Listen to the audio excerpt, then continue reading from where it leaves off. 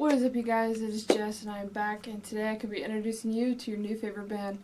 I don't know why I never got around to using this band for this series because I've been a fan of them for several years now, but I'm super stoked to finally get around to making this video, so let's get into it. This is Courage My Love.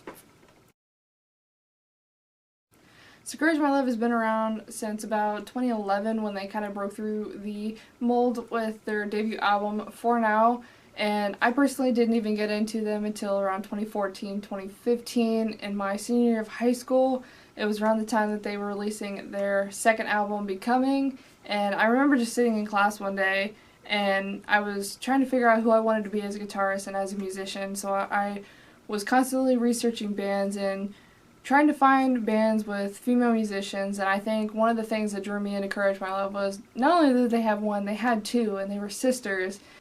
One of the first videos I ever clicked on, I think, was Bridges, and of course I love the hard-hitting drums for that song, but I was immediately drawn in with the finger-tapping part.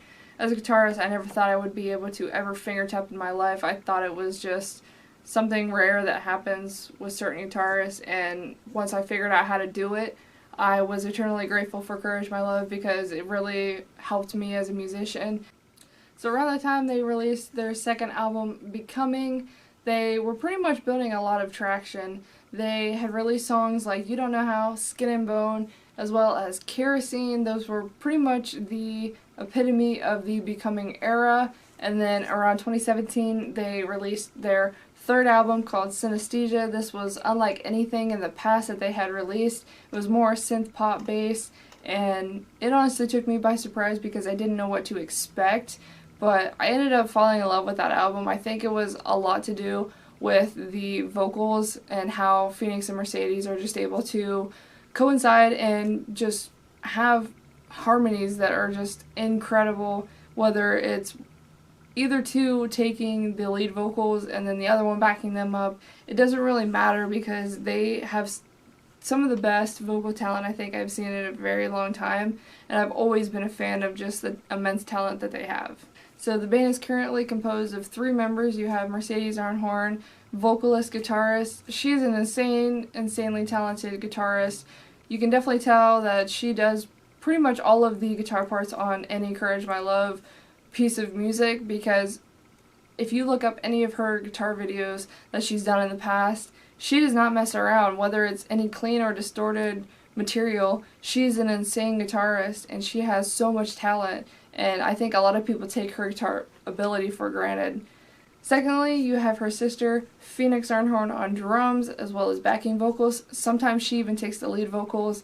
I have always admired Phoenix as a musician because I really wanted to be a drummer more than I wanted to be a guitarist. I actually wanted to be a bassist more than I wanted to be a guitarist too, so I ended up getting my third choice. But Phoenix is an insane drummer. Like, she's not afraid to hit a drum kit. She has no mercy when it comes to playing, and I think that's something that she brings to the table. And she also has a great lower register when it comes to singing. It's nice that Mercedes kind of takes the higher stuff and then you have Phoenix come in with the lower stuff. I've always loved the range that Phoenix has and what she brings vocally to any Courage My Love song, so I've always admired Phoenix for that. Third, you have Brandon Lockwood on bass and guitar.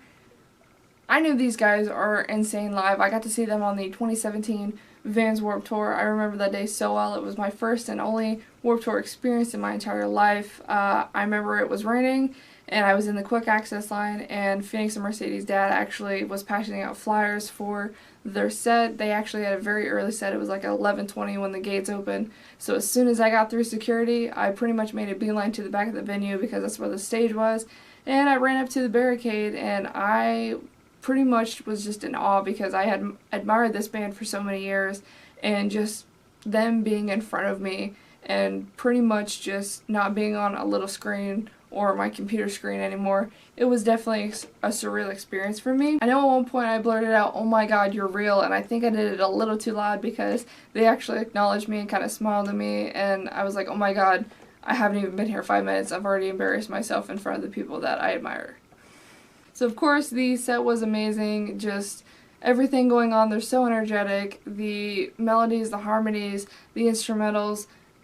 It's so incredible to see how great of of a performing band that this is. You know, they are super into the crowd. Like, I was taking pictures.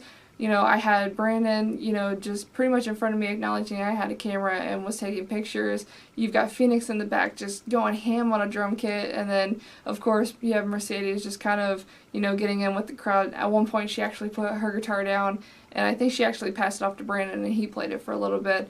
But she actually came down to the barricade and was just kind of up against just getting in with the crowd. And I remember I was taking pictures. I looked down, and then like 5-10 seconds later I looked back up and she was standing right in front of me. She actually leaned over the barricade and like put her arms around me while she was singing. And I pretty much almost passed out at that point because I'm pretty sure that's what it feels like to be hugged by a literal angel.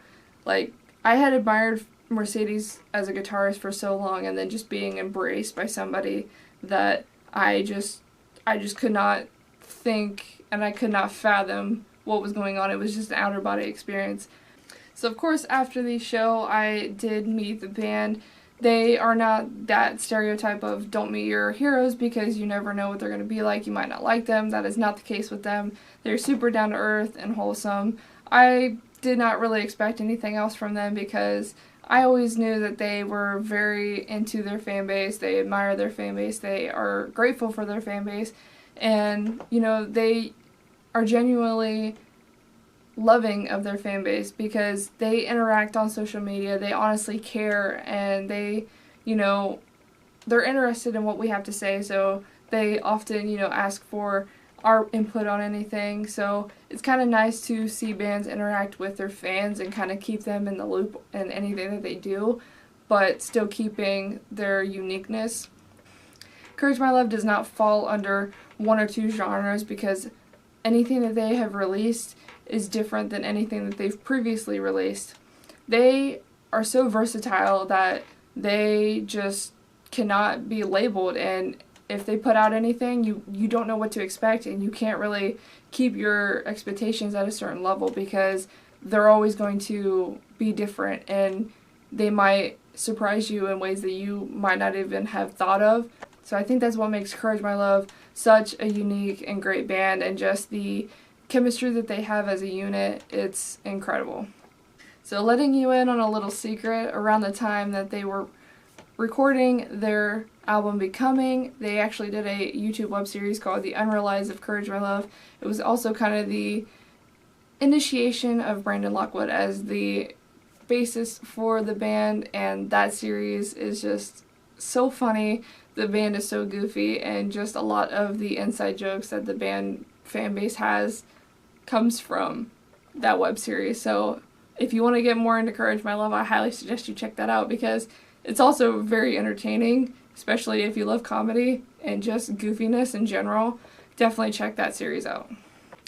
So more recently, the band has put out 2 singles, one in 2018 called Remission.